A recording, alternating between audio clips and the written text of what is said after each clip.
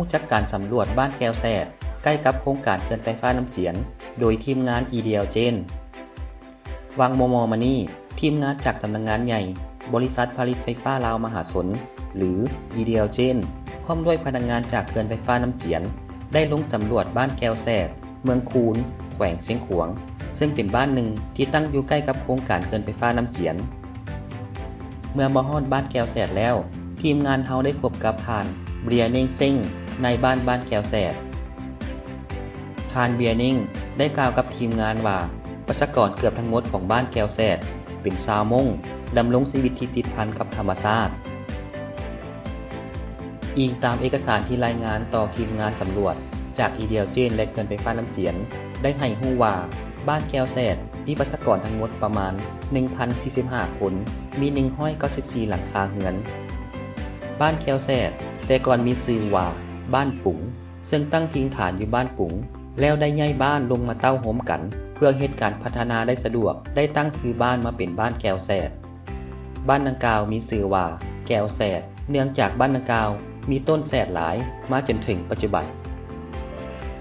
ลักษณะภูมิสันฐานของบ้านแก้วแสดแม้นได้บุกเบิกเลาะตามหอมภูหอมผาและเขตภูอ้อมบ้านเป็นหลักซึ่งมีความสูงเทียบใส่ระดับหน้าน้ำทะเล 1,150 หา 1,450 เมตรมีสภาพภูมิอากาศที่มีลักษณะเฉพาะของพื้นที่โดยมีการเปลี่ยนแปลงตลอดเวลาเฮ็ดให้การผลิตกสิกรรมของบ้านแม่นอิงใส่ธรรมชาติเป็นหลัก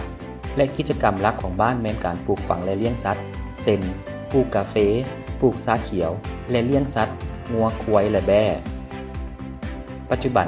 บ้านแก้วแสดเป็นบ้านหนึ่งที่นอนในเขตยุทธการพัฒนาที่ขึ้นกับกลุ่มแก้วแสดเมืองคูนแขวงเชียงขวางบ้านแก้วแสดมีที่ตั้งทางจากเทศบาลเมืองคูนประมาณ57กิโลเมตรเส้นทางเข้าหาบ้านแม้นเป็นทางดินแดงแต่ทางทะลุมีความยุ่งยากในการเข้าถึง